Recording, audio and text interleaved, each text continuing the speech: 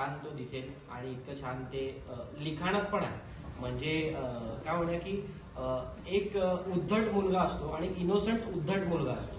तर तो इनोसंट उद्धट मुलगा टिकले आहे. म्हणजे त्याच्या बापाबरोबर इक्वेशन आहे त्याचं. म्हणजे हिच्याबरोबर पण ही जेव्हा पहिल्यांदा ट्रेलरमध्ये पण आहे, ही जेव्हा लिफ्ट मागायला येते की मला लिफ्ट द्याल का, तर तो म्हणतो नाही, बाप म्हणतो हो.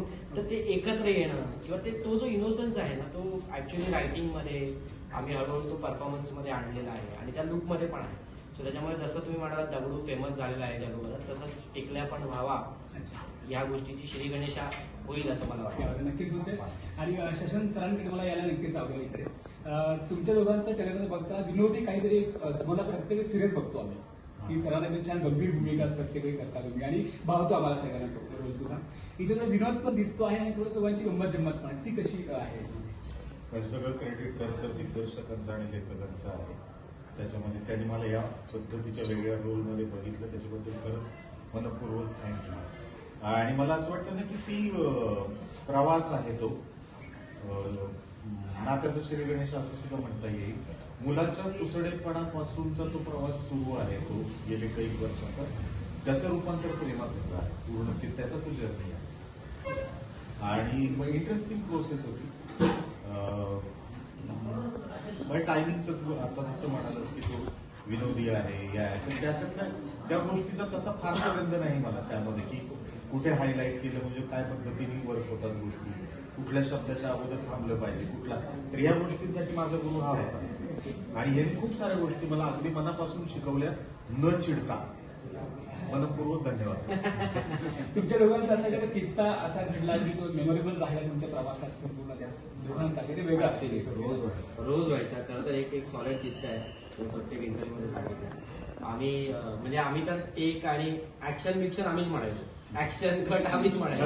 गाडीमध्ये असायचं, सर दुसऱ्या तिसऱ्या गाडीत असायचं आणि सर फक्त बघत असायचे. सरांना साऊंड यायचा पण आम्हीच ऍक्शन म्हणायचो. आम्ही चुकलो का म्हणायचो हे असं घेऊया ते तसं घेऊया, सगळं टेक मध्ये असेल. तर एकदा आमच्या गाडीच्या समोर असं कॅमेरा लावलेला असायचा, तर त्याच्यामुळे समोरून गाडी येते हे दिसायचं नाही आणि आमच्या समोर आमचीच गाडी असायची. तर त्याचा अंदाज घेऊन सरांचा डायलॉग, सरांच्या डायलॉगवर रिॲक्शन करून सगळं चालू असायचं. आणि मी एकदा असंच चालत होतो, घाटात वगैरे शूट होतं आमचं, आणि असा एक टर्न आला आणि टर्न मध्ये म्हणजे साधारण मृत्यू दिसतो ना आपल्याला, साधारण तसं मला झालं आणि अशा 2 बसेस झाप करणं अशा गेल्या आणि मला असं झालं आणि मी थांबलो टेकमध्ये. त्या टेकमध्ये पण असेल मला वाटतं रेकॉर्डिंगमध्ये की अरे नाही सर मला ना आता मला कळतच नाही, मला आता काय करायचं, मला पुढचा डायलॉग काय मला काही कळतच नाही, काय दाबू आणि काय क्लच दाबू का ब्रेक दाबू काय कळतच नाही. तर 2 बसेस ना मला दिसल्याच नाही. तो तर सर म्हणाले 2 नव्हत्या 3 होत्या, म्हणजे तिसरी तर मला दिसलीच नव्हती. सो अशा काय म्हणूया मृत्यूला आम्ही टांग देऊन आम्ही जीव घेण्याचा हो जीव घे. आणि त्याच्यात सरांना गाडी म्हणजे अप्रतिम चालवता येते. कमाल वास्तवी आहे माझी गाडी. आणि विचार सिनेमात शूटिंगच्या आधी 8 दिवस मी गाडी शिकलो.